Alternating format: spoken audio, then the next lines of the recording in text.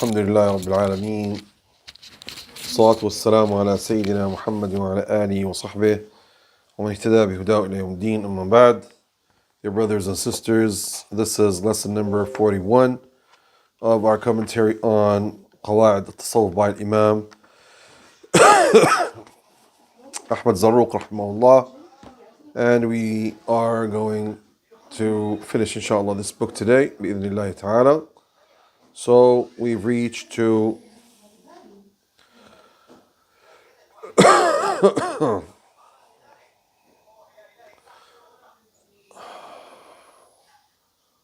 principle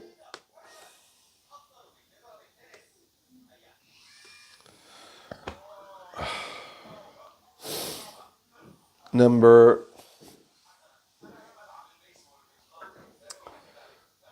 okay, wait a second.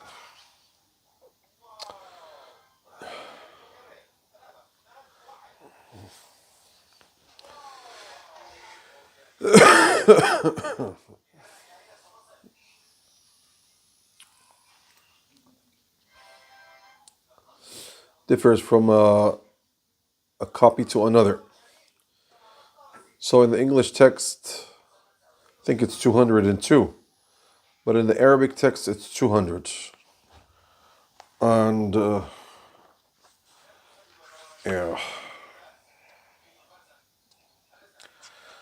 yes, so it differs from text to another.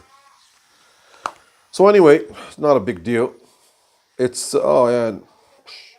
196. I don't know. Okay.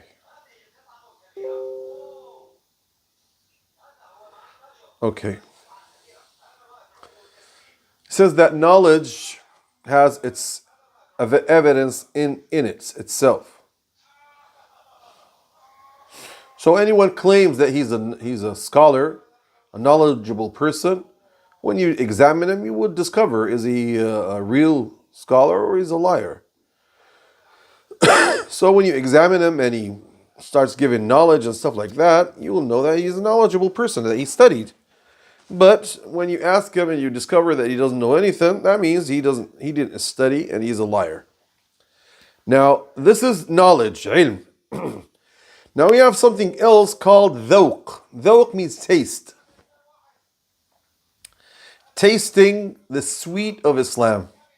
This word actually comes from a hadith that when the Prophet ﷺ says, ذاق طعم الإيمان من آمن بالله ربا وبالإسلام دينا محمد صلى الله عليه وسلم نبيا ورسولا. He had tasted the taste of faith, the one who agrees that, or who is pleased to be servant of Allah, and the Prophet ﷺ is his messenger, and Islam is his religion. So he tastes. And this means that you can taste the sweet of the religion. So this tasting, it's not something that you can examine somebody about it. He's tasting. How is he going to express tasting? So therefore, what's going to be proving that it's his image? His, because it's a sort of, it's not the idea of image. It's the idea of how am I going to say? When somebody claims something, you see it in his emotion. How does it affect him? How does he deal with it? So this would show, is he a real believer who tastes the religion, or just a liar? Like, for example, when someone claims that he's the one that he loves Allah and loves the Prophet ﷺ, and then you keep on telling him the life of the Prophet from the beginning to the end, nothing happens to him. He goes to visit the Prophet ﷺ, normal, nothing happens to him. He doesn't. Well, this is not a real lover. The lover, when you tell him the story of his beloved, he starts sharing tears, he starts getting emotion, you feel that from him. You feel it from him. But when he just claims something and you don't find it, that's it. That means he's not a real taster, actually. And the same thing, say it about when he recites the Quran, or when you mention things that make somebody emotioned. So therefore, you discover, is he a liar, or is he's somebody that's just speaking? Okay? But he says that sometimes you won't know that. Why? Because maybe you have something, you desire something, you have something in your mind, so you start treating people with that mind background that you have. So therefore, don't go so far in dealing with, in examining people. But when something is known, that's fine. When it's not known, that's it. So that's now, if somebody claims that he tastes and something like that, and people say something something opposite of that about him, he's not supposed to defend himself. Yeah, I taste the Islam. No. Just leave it. Leave that. Unless it's something that it has to do with guiding people, which means that if they break his image near his students, that would make them lose faith or something like that. So he has the right to defend himself. But if there are true evidence and science, that's it. That's enough. He doesn't have to have something more than that to tell people. Okay, principle number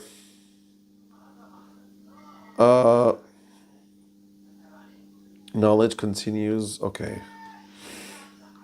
Principle number 198. He says there's no ruler, no governor except Allah.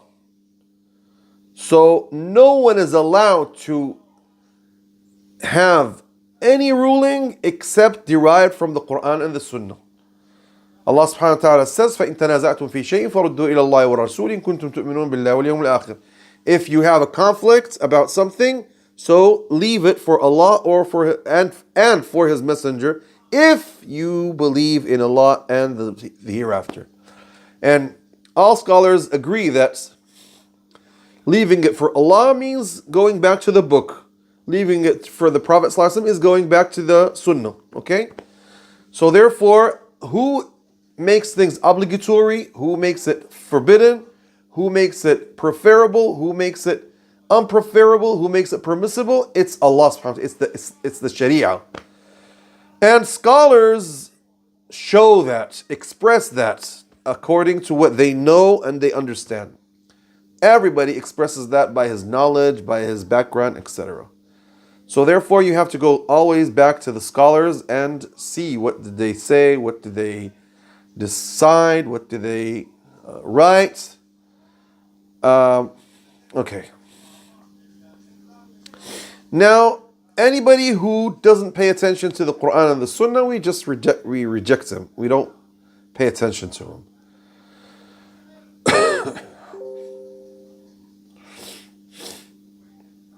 Now, if somebody has an imam and keeps on having conflict with his imam, if he doesn't, if he follows his imam, we don't actually tell him anything because he's following an imam. Because a Maliki following the Maliki school, you don't tell him, hey, why did you follow that?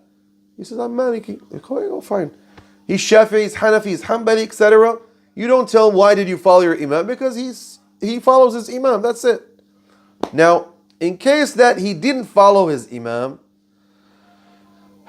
and he keeps on giving his own statements, if he has an evidence, okay, that's fine. But if he doesn't have any evidence, well, that needs to talk to him, to speak with him and see why did he do that. Now, this is when we're speaking about obligatory actions and forbidden actions. If you see anything If you see somebody doing something against that, you speak. You tell them, you had to do this. Why didn't you pray? Why didn't you fast? Why didn't you, etc. And or you tell them, why are you drinking? Why are you doing so and so? Why something that is haram, you tell that's haram. Now, if it's not obligatory, it's only preferable, or it's not forbidden, but it's unpreferable. Are you supposed to tell people that? And you're not supposed to tell people that. You can just teach them. If they don't know, you can show them. Okay? Okay?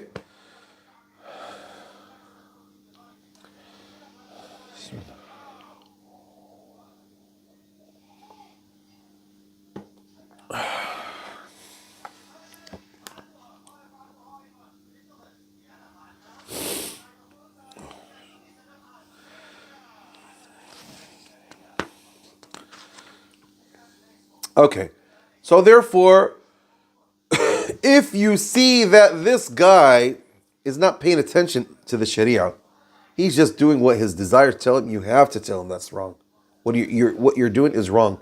Why don't you pray any sunnah? Why don't you do any sunnah? You have to tell him if you see that he's not paying attention to it. Or he's always doing something that is unpreferable. Why are you always doing things unpreferable? If you keep on doing that, now later on you're going to do something that is forbidden. So, and therefore you have to tell him. And therefore this goes according to what he's doing. If you see that he's humiliating the Sharia, he's not paying attention, he's loose, you have to tell him. Okay? And therefore, all Sufis agree that they don't wake up somebody who is sleeping unless they wake him to pray Fajr. But it's in prayer in night, they don't tell him anything. They don't order somebody to fast except in Ramadan. But any other day, they don't force him to do that. Why? Because he might do it because he's just showing off. He doesn't want to do it. And you're just forcing him to do it. So therefore, he's just doing for you. It's not for Allah. And therefore, you have to take care of what is obligatory or what is forbidden. More than that, you just give advices and stuff like that. You don't force people to do that. Okay? So this is fine. Alhamdulillah. Now, principle.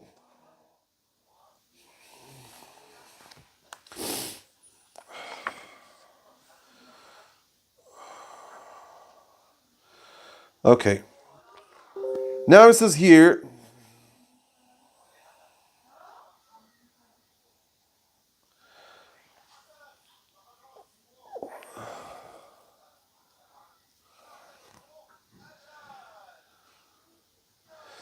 okay, now if there is, look, if you want to be trustworthy and follow the truth, this is principle. This is now section number 15. Principle 199. To seek realization with sincerity requires relaxation in deeds. Okay? So here,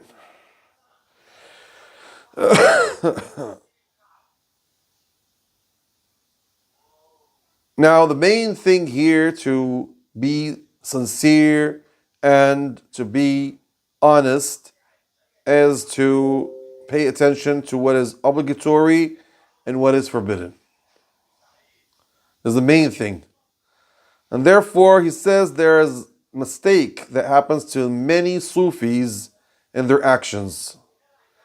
And many people come and condemn them about making things that they didn't have to do that.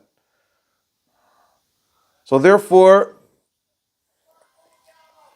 the Sufi has to be very careful in taking care of what is obligatory and being aware of what is haram, what is forbidden.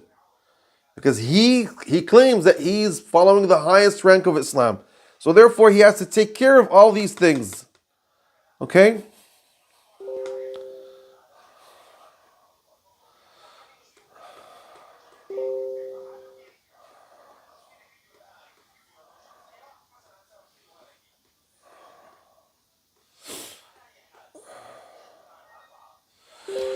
Okay.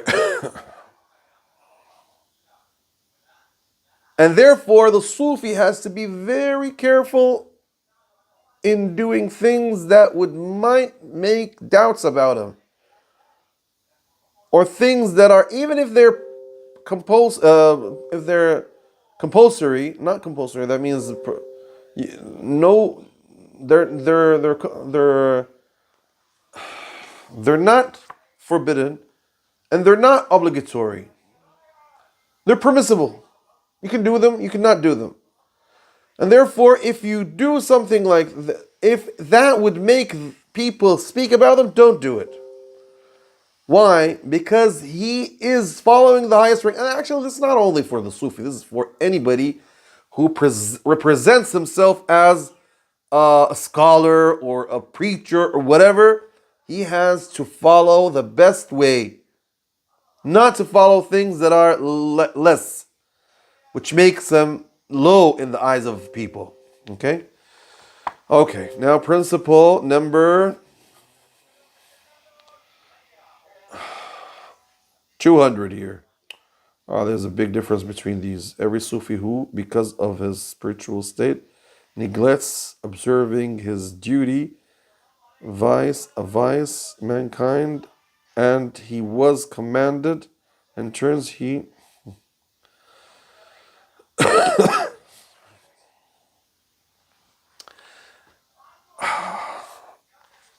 okay.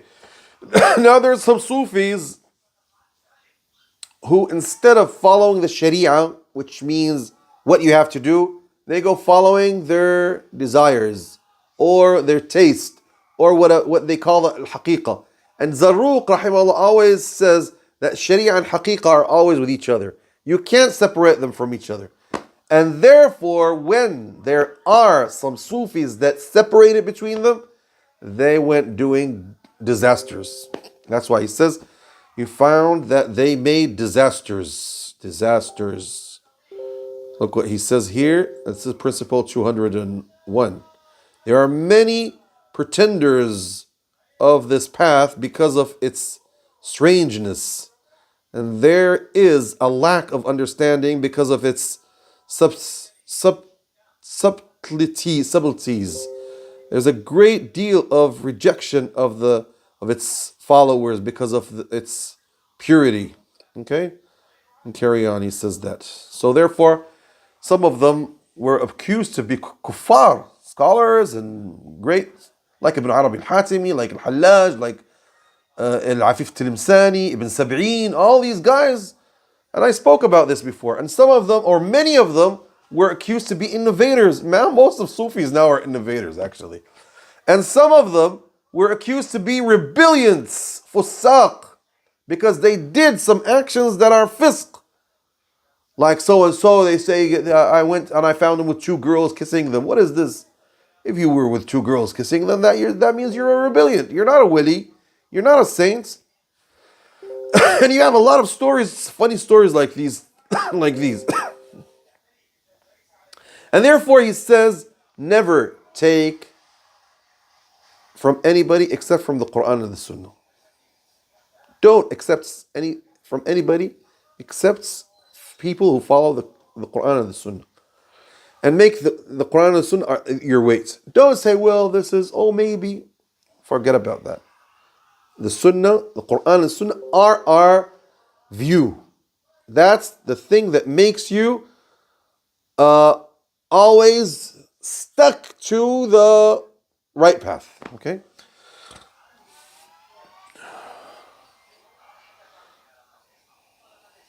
And therefore, if some scholars speak against somebody who was against the Quran and the Sunnah, they're excused because they spoke about something that they saw against the Quran and the Sunnah. Okay? And therefore he says that Abu Sulaiman al-Darani rahimahullah says that I have in my heart several times some things that the Sufis always speak about, and he's a Sufi, and I say days, and I say I would never accept any of you except if I have two trustworthy witnessers. Who are they? The Quran and the Sunnah, the book and the Sunnah, the tradition. Okay, principle 202.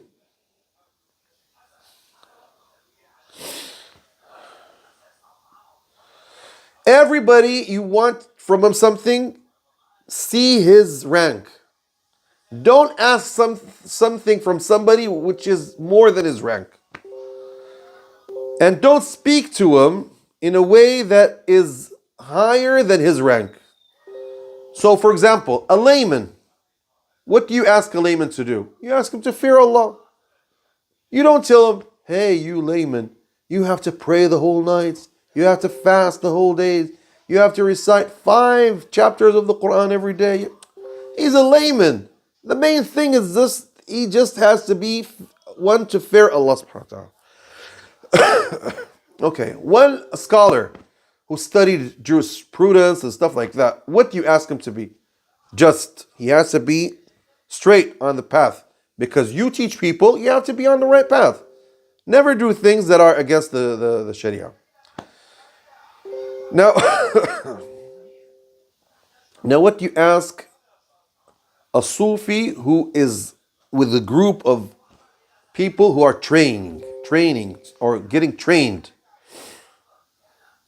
He has to fear Allah. He has to be on the right path. Both of the previous things.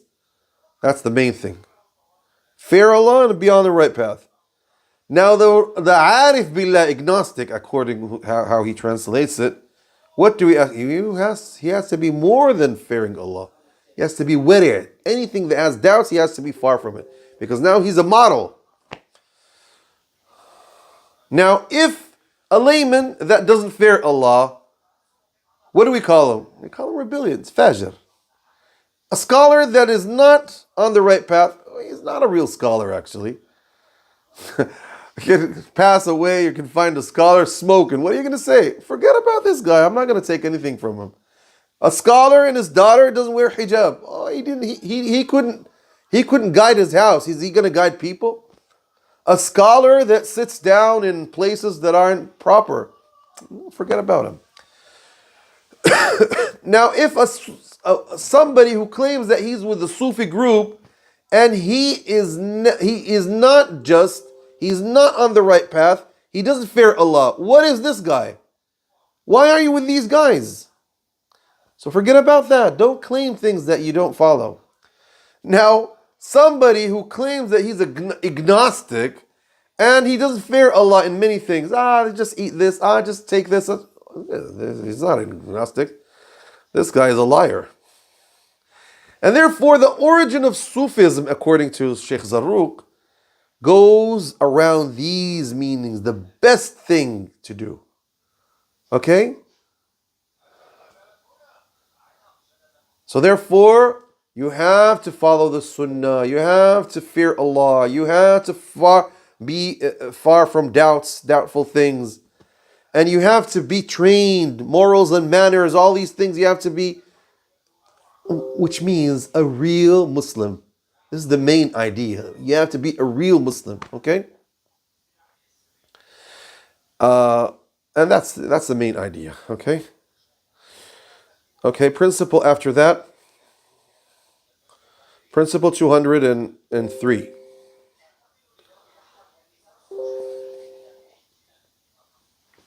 What is the view of the Sufis? The main idea is to gather their hearts on their Lord. And therefore, they ordered their followers to do things in morals and manners that others didn't accept it from them or didn't understand it.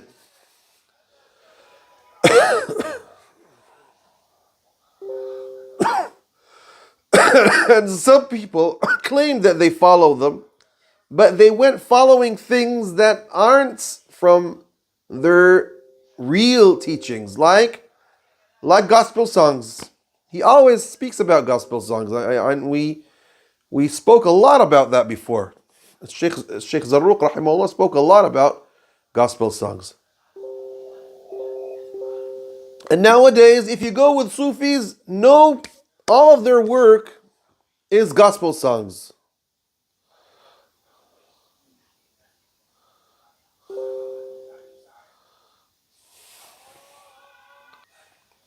So therefore,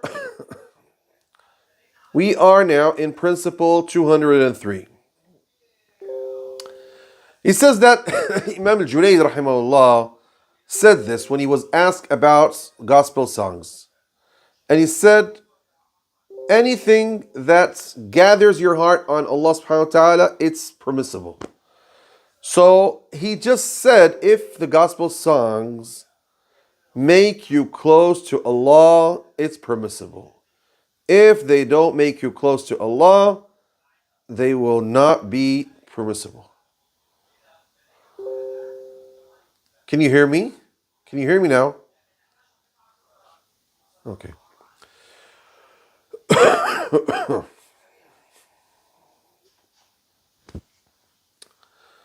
Okay. So it differs from one to another. This is the idea. Okay, principle 204. He says, all worships gather your heart and they're lights. They lighten your heart. And all sins are rejected and not unpreferable, and it makes your heart scattered and dark. Now, the doubtful things are between these two, because it can be permissible, it can be forbidden. Okay? So therefore, that's why people are asked to leave all these types of doubtful things. Okay? Now, there are things that are forbidden because you gather between something that is permissible with something that is forbidden. Like, are you allowed to have two sisters as wives? No, you're not allowed to have that. Although marriage is permissible, but to make them both as sisters, no, that's haram. As wives, no, that's haram. But are you allowed to gather between things that are preferable or forbidden? Like what? Like fasting. Like fasting the day of Arafah because you're afraid that it might be the Eid. This doubt is nothing, is redundance, because fasting Arafah is permissible. Not only permissible, it's preferable. Or you wash your limbs, your arms or whatever, your limbs, 4 times because you doubt it. Is it 3 or 2? So you say, okay, I'll consider it as 3, but it might be 4. Now some scholars say yes, some scholars say no, but it's not forbidden anyway. It's not forbidden anyway. Okay? Okay. A new section again. Section 19 here. And this goes to principle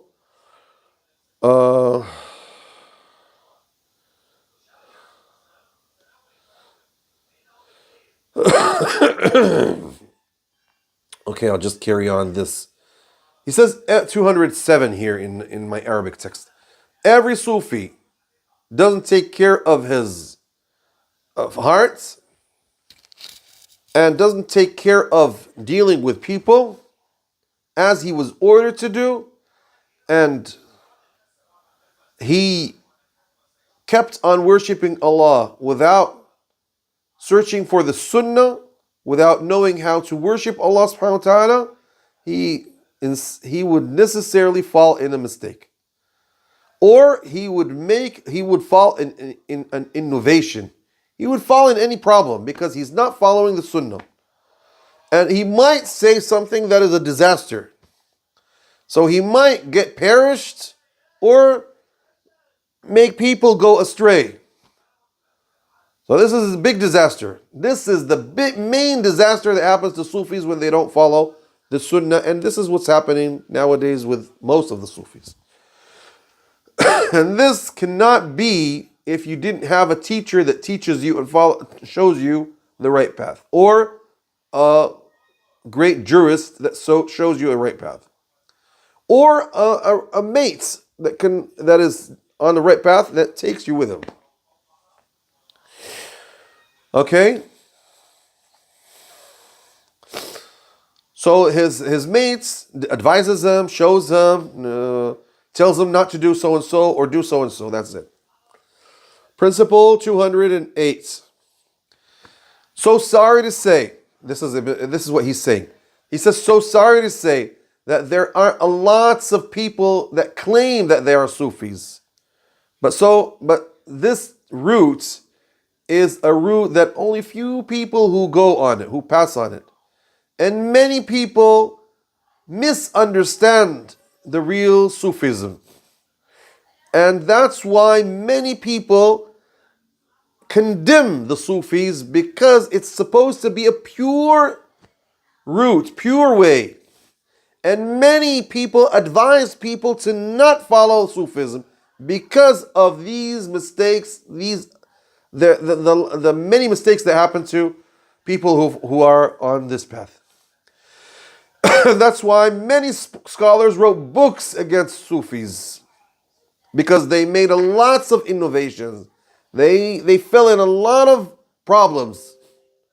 And many people who claim that they are Sufis fell in lots of disasters. He says, Ibn Arabi al-Hatimi says, I warn people from following this route, because most of the Khawarij, the ones who are against the Sharia, came out of this school. Oh, well, he's one of them, actually. Ibn Arabi al-Hatimi, he's one of them. And he's accused to be one of the greatest ones of them. I'm so sorry. This is so strange, subhanAllah. Ibn Arabi al-Hatimi has some strange sayings. But anyway, what he's saying here is right. So he says that this way, it's either the way to get perished or the way to get to be a king. And the one who understands it, knowledgeable, and action, knowledge and action and assent, he would reach to be the greatest forever. And the one who is against that, he would be perished and destroyed. And that's why some of them said that بلغنا إلى حد إذا مال هكذا مال في النار. We reach to an edge. If you fell down from it, you will go to hellfire. Which means they are in a high rank, but after that rank, you might fall in hellfire. نسأل الله العافية مني وكرمه. 209. Jurisprudence. No Sufism can be without jurisprudence, according to him. That's why you have to study jurisprudence.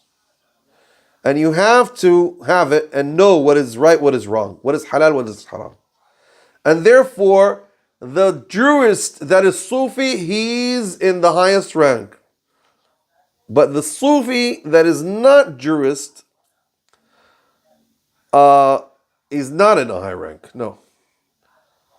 And the jurisprudence by itself is fine. But Sufism without jurisprudence, it's not fine, is what he's saying. And that's why scholars and imams, not scholars, imams kept on asking people to take care of the Sharia. When they were asked about what is inside your heart, they insist about what is outside too. And the Prophet ﷺ said to the one that asked him to teach him strange knowledge, he said, "What did you do in the main thing in this this thing in Islam?" He said, then he told him, "Go and study that, and then go and study that in the beginning." What is he referring to? This is a weak hadith anyway. The story of this hadith, it's narrated by Ibn Abu Nu'aym al-Asbahani in Hilyat al-Awliya, and Ibn Abd al-Barr in Jami' Bayan al-Ilm wa Fadlihi. And he says that a man came to the Prophet ﷺ and said, "O Messenger of Allah, teach me strange knowledge." He said, "What did you do in the head of this knowledge? So that you can ask about strange knowledge." So he says, "O Messenger of Allah, what is the head of this knowledge?"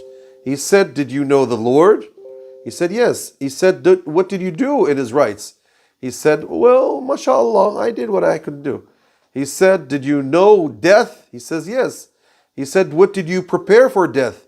He said, "Well, mashallah, what Allah helped me to do." He said, "Now just go and study very good the head of the knowledge, and then come back to me so that I can teach you the strange knowledge." The meaning is right, actually. The meaning is right, but this hadith is a weak hadith. And the Prophet ﷺ said, the one who practices what he knows, Allah will give him knowledge that he didn't know. Allah would give him knowledge that he didn't know.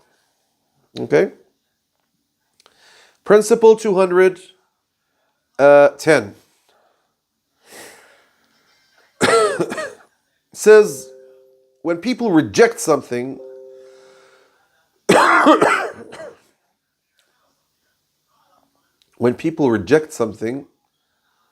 that prevents you from accepting what you rejected or what has to do with it. Because the heart escapes from things that are rejected. And believing is the key that opens only the things that you believe in. Okay? So therefore, the one who is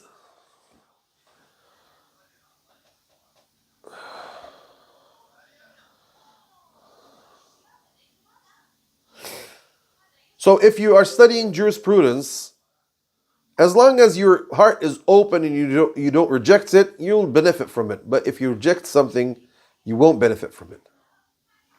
Now, if you have an excuse, you are excused.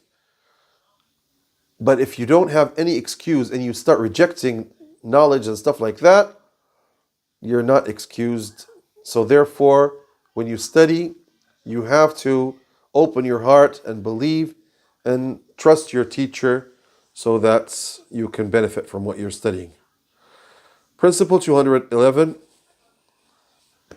If you reject something or you condemn something, if you have an evidence about what you're saying, that's fine. Or if you do that because you're seeing people going to do bad things, that's fine as well. But if it's because you're stupid or you don't understand, or you're short in knowledge, or you're ignorant, so therefore, that's not good. So therefore, you have to go back to the truth and search for it and follow it. Okay? And therefore, he says,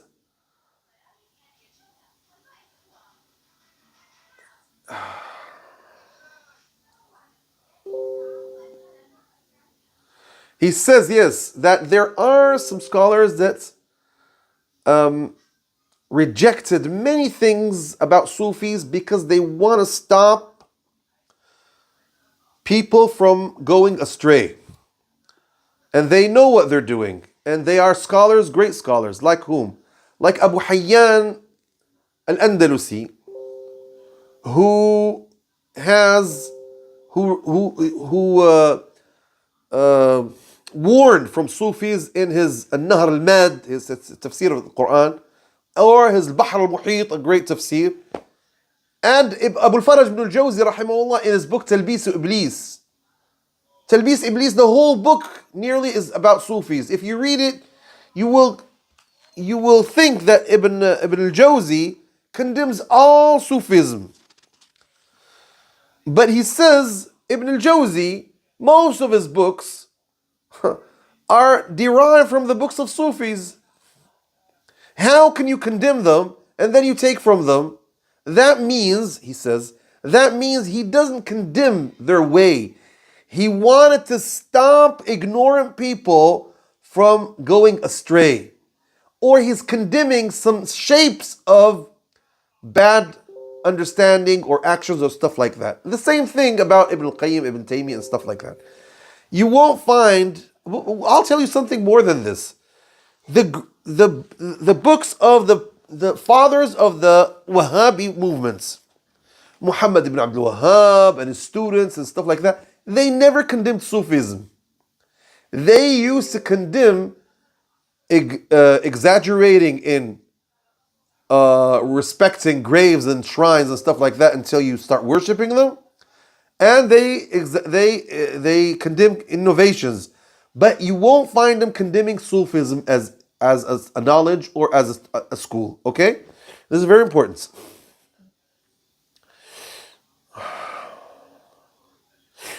Now, principle 212, he says, knowing shortage, bad things, bad attitudes, stuff like that,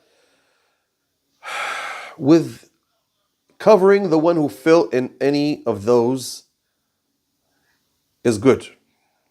That means that's an advice. For example, I know that one of my brothers makes a sort of sin.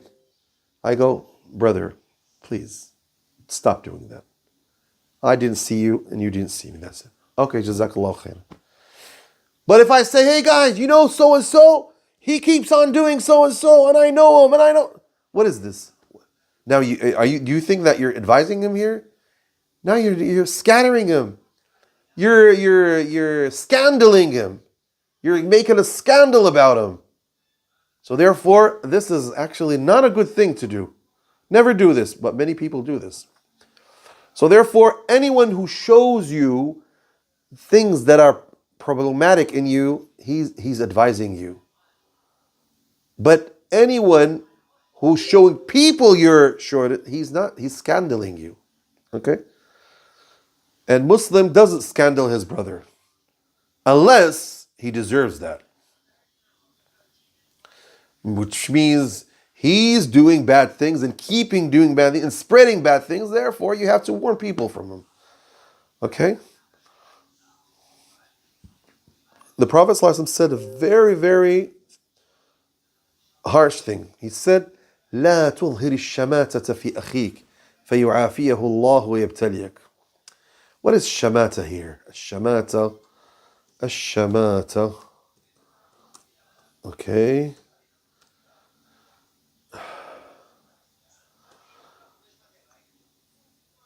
Glotting. Do you know what this word means? Glotting,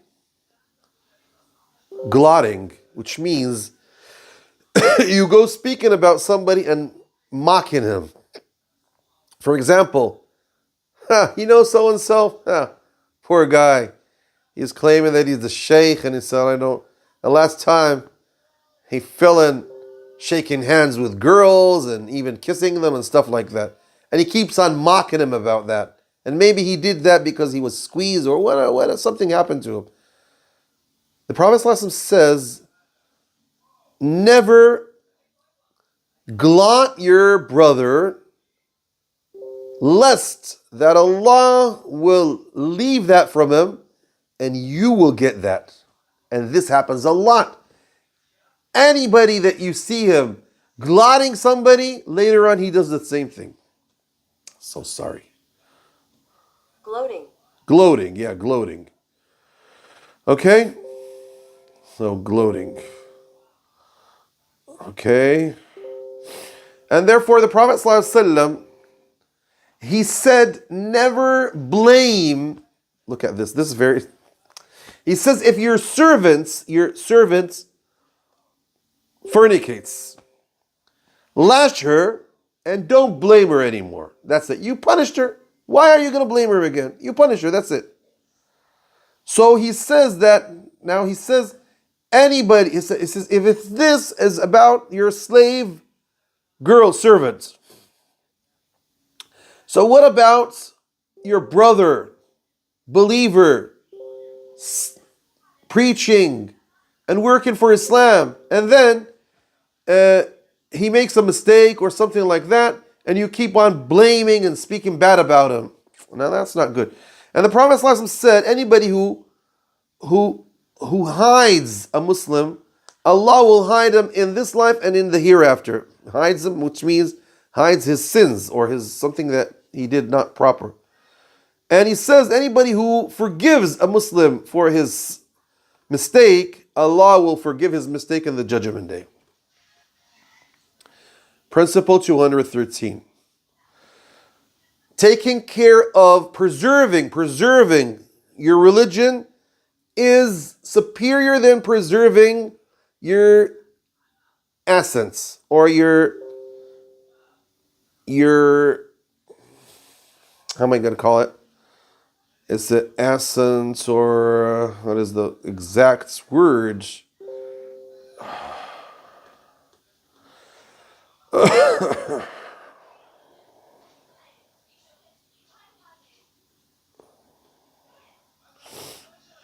Okay.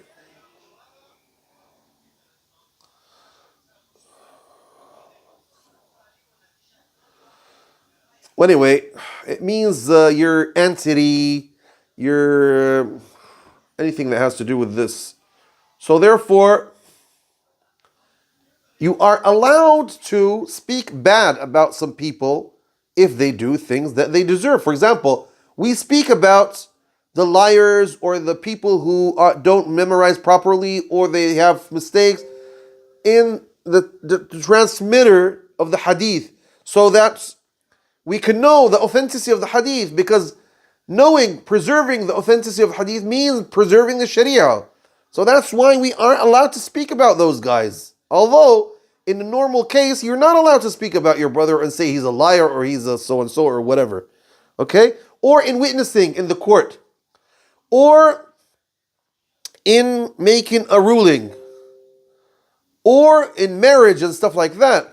Or in anything that has to do with this. So you're allowed to speak about people about that. And that he says maybe this is why Ibn al-Jawzi spoke about Sufis and great Sufis and mentioned their mistakes, although they are great people and stuff like that, because he wanted to warn people from making mistakes. So when it comes to warning people from falling in sins or making mistakes or whatever, in this case, we preserve the Sharia more than preserving people. Okay?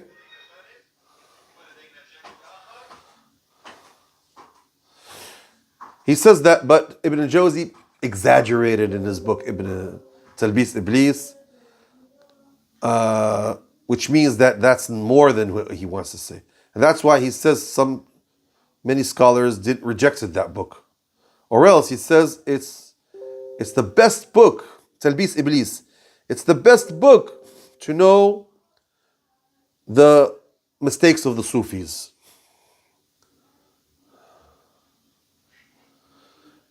Uh, 214. He says many scholars that wanted to warn people, they warned them from Talbis Iblis of Ibn al-Jawzi. Why? Because Talbis Iblis, they say he exaggerated in condemning Sufism. And they condemned Al-Futuhat al-Makkiyah by Ibn al-Arabi al-Hatimi. Why? Because he has some strange ideas in it, which would make you fall in in deviant or in heretic ideas. But he says they warned from all the books or most books of Ibn al-Arabi al-Hatimi. And the same thing with Ibn Sab'in and Ibn al-Farid and Ibn Ahla and Ibn Sudakin والعفيف التلمساني والإيجي العجمي والأسود الأقطع وأبي إسحاق التجيبي والششتري. All these people warned from them. Why? Because when they speak, they claim that God is everything in the world. So everything is God and God is everything. You know, Al-Afif Tilimsani, what he says? They told him, if everything is like each other, then why do we differentiate between our sisters and our wives and other foreign women? He says, well, these veiled people say that it's haram, so we told them it's haram, that's it. Subhanallah. So these guys are actually not, you don't just warn from them. These guys are astray people. And they said they warned from some chapters of Ihya Ulum al-Din of al-Ghazali. Especially most of it in the chapters of al-Muhlikats, the things that perish you, that destroy you. And some other books of Imam al-Ghazali like Al-Nafkh wa Taswiya, Al-Madnoon bihi ala ghayri ahlihi, Mi'raj al-Salikin, Al-Munqidh min al-Dalal. But Munqidh al-Dalal, I don't see that it has a problem in it. Munqidh min al-Dalal, the rescuer from astrayness, I read it a long time ago, it's not so bad. And they warned from some chapters of Qutul Qulub of Abu Talib al-Makki and the books of Sahrawardi. Therefore, he says, you have to be aware of any places that there are mistakes. Don't reject all the books. You can read. And don't be enemy of knowledge. And that would never be unless you have three things. What are they? You're smart and you know how to, and you're honest, trustworthy, and you have a pure natural, and you go and follow the righteous people who are on the sunnah, or else you will get lost. You will get lost and astray. And this is what he's warning people from. He's warning people from this. This is the end of this book, chapter, section number 20. This is the end. It's, let me see, Qaida 215.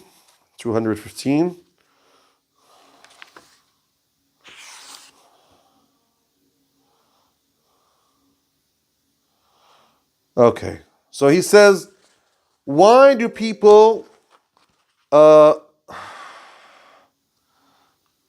scholars or people warn from the Sufis? Well, they say that there are five reasons. The first reason is that they see that their way is the highest way and the best way. So if they make anything that is less than that they have, or they don't follow the good moral and manner, or so people keep on condemning them, because anybody who is so pure, if you have a white garment, any dot in it appears. So that's the case. The second thing is that it's very difficult to understand their way, and that's why many people condemn their way. Number three, because there are lots of innovators and bad guys who claim that they follow their way and they're not from them. Number four, because they are afraid that the laymen would go astray if they follow them, because there are a lot of people who claim that they follow the right path and they're not on the right path. And many people follow only actions. They go dancing and doing that, but they don't follow the real path. Okay. Number five, because people can't follow the highest rank that they're following. Okay. And that's why many people love Sufism and stuff like that, because they love the only the what appears from the Sufi school, not the real Sufi school, or else the real Sufi school, everybody escapes from it. Okay? Number 216. He says, when you do something and it appears on you, people always speak about you. And that's why many people speak about righteous people more than speaking about scholars.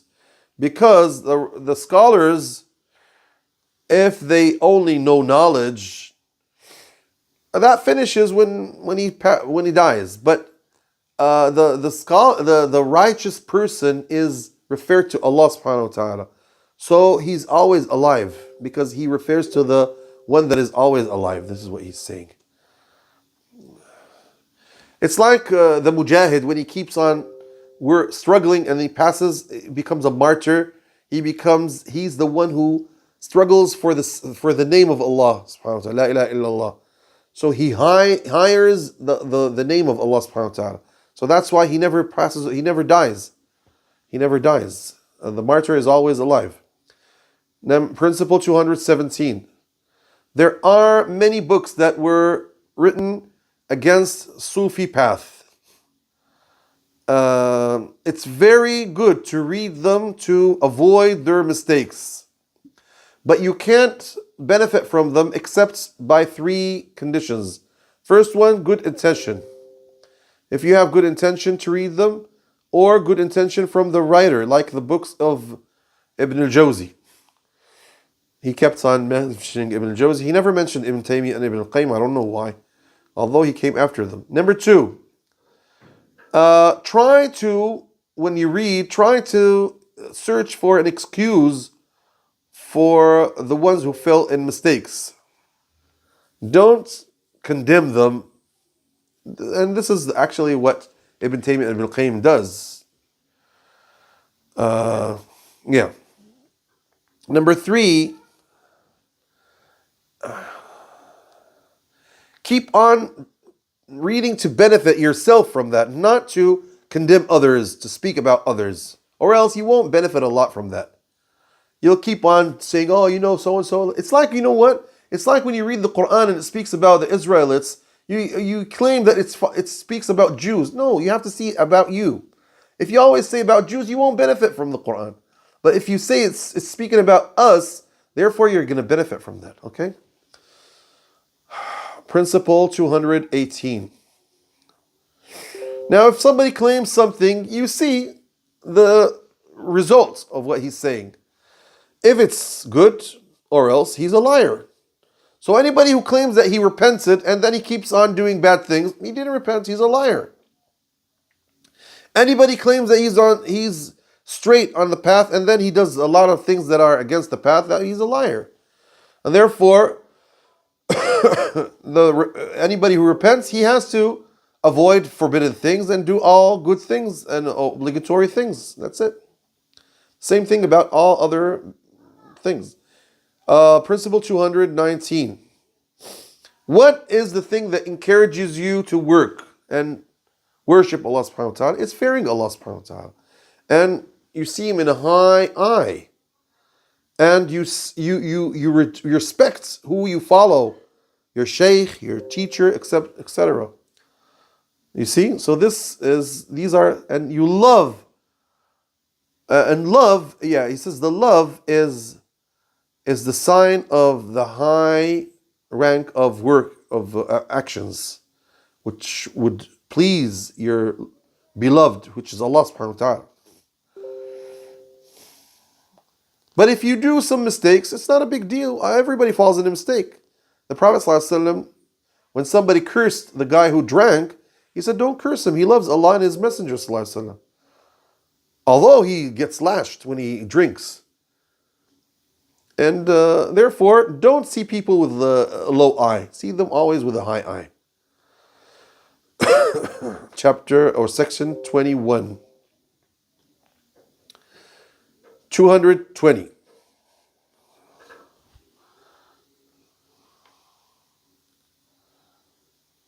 He says that Sharia and Haqiqa is one.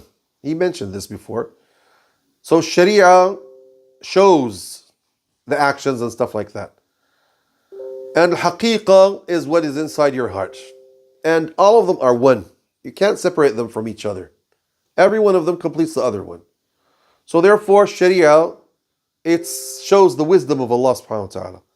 And Haqiqa, it's the wisdom is itself. And both of them are mention the Lord subhanahu wa ta'ala. And if you reject one of them, you would make something you would that means you're not following actually the right path. And you're not following actually the rulings of Allah subhanahu wa ta'ala. So therefore, you have to follow the sunnah, and by the other way, you see the bounties of Allah on you.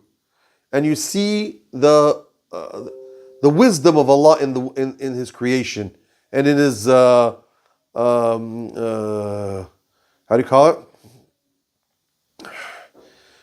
You see the wisdom of Allah subhanahu wa ta'ala in His destiny, yeah. And Allah subhanahu wa ta'ala, you never ask Him why did He do, but you see His wisdom in that. So therefore you have to agree about the destiny and don't reject any of that. Okay?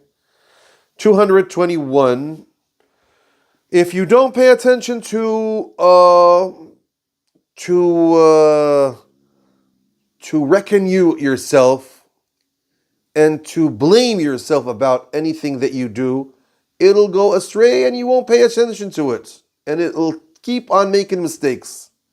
And therefore, if every time you have to ask yourself, what did I do? Why did I do so and so, etc.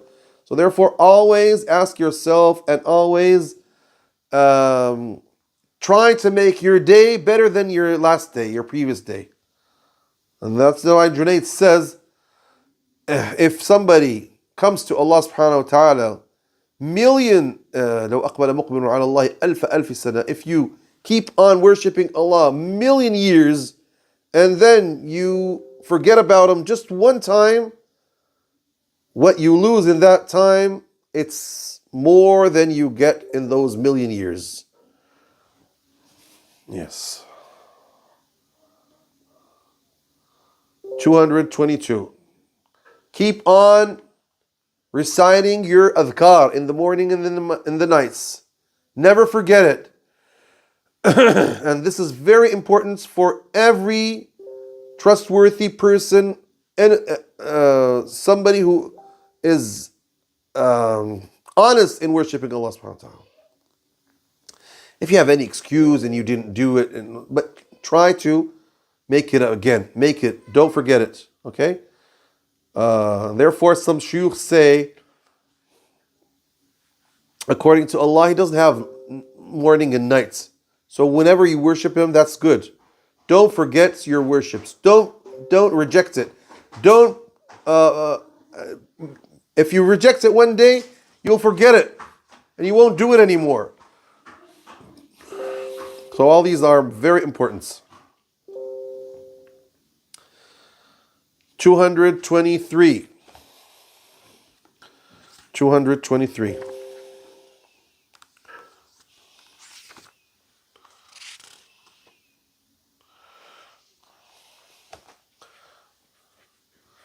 What proves that you're still alive? That you feel. The dead person doesn't feel. So the heart that still feels, and if he makes a mistake, he feels sorry for it. If he makes good things, he feels good for it. That means your heart is still alive. And therefore, work on your heart. Work on your heart.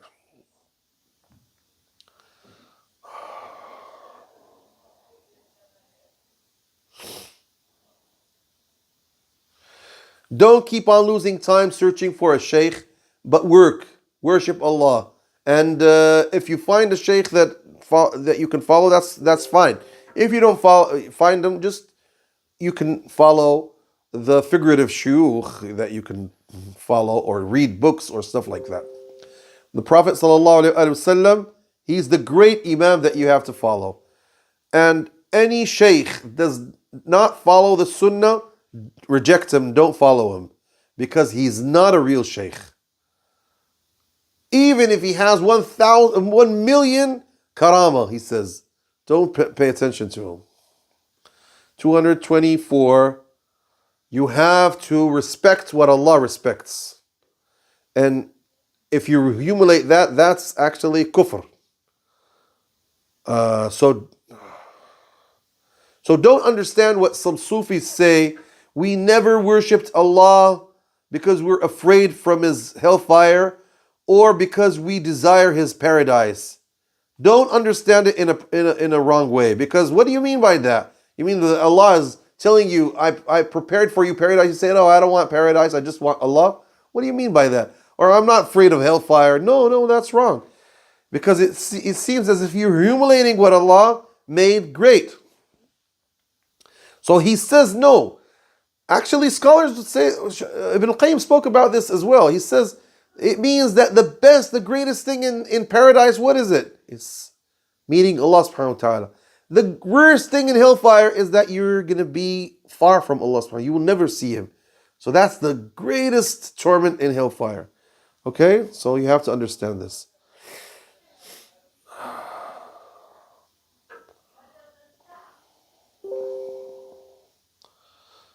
Okay, the last thing here says, our Shaykh Abu al-Abbas Hadrami says, ارتفعت التربية بالاصطلاح ولم يبقى إلا الإفادة بالهمة. He says that training now, it's not as it was before, because now we have books where you can just go back to the books and see it and understand it. That's it. Or else you can follow, you only have the Shaykh that does things and you imitate him. Or go back to the Quran and the Sunnah and don't add anything to it. That's fine. And this is how to deal with the truth, Allah, with yourself and with people. He says, Al-Haqq wal-Nafs wal-Khalq. How do you deal with your Lord? With three things. You do all things that are obligatory. You prevent yourself from everything that is forbidden. And you surrender to the rulings.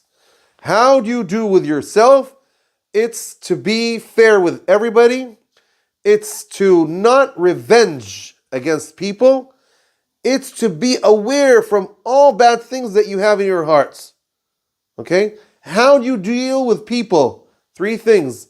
You give them all their rights that they have. You don't look at what is in their hands. You don't desire what is in their hands.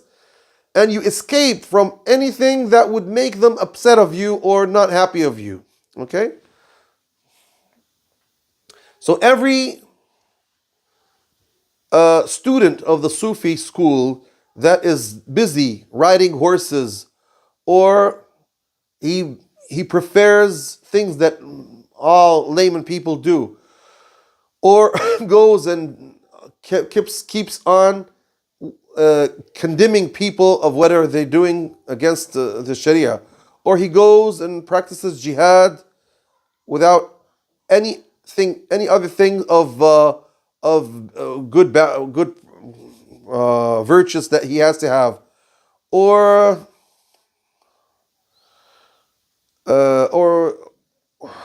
he goes searching for the short things of his mistakes of his brothers, or he keeps on listening to gospel songs and stuff like that, or he likes to meet always people and lose time with them, or you always find him with these rich people and people who have a lot, people of this life, or he goes training people and he still didn't train himself. And he kept on mentioning a lot of these things that you see. أو لم يكن له أصل يرجع إليه في علمه وعمله وحاله وديانته من أصول مسلمة في الكتب الأئمة. Or he doesn't pay attention to the books that train people and warn them from falling in innovations, like the books of Ibn Ata'illah al-Sakandari and books of Ibn al-Hajj like al-Madkhal, and books of his Shaykh Ibn Abi Jamrah and others. So he says this guy has perished and he's not going to be solved. He's going to be lost. When the Prophet ﷺ was asked about this verse, عليكم أنفسكم لا يضركم من ضل إذا اهتديتم, take care of yourself and don't pay attention to the ones that went astray, because they won't harm you. It says if you see people, if you see شحا مطاعا, mazer and people follow them, هوى متبعا, desires are followed, إعجاب كل ذي رأي برأيه, people are proud of themselves.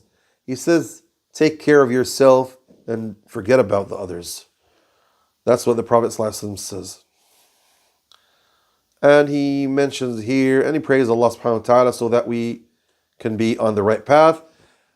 Dear brothers and sisters, this is the end of this great book. I pray Allah subhanahu wa ta'ala that you benefited from it.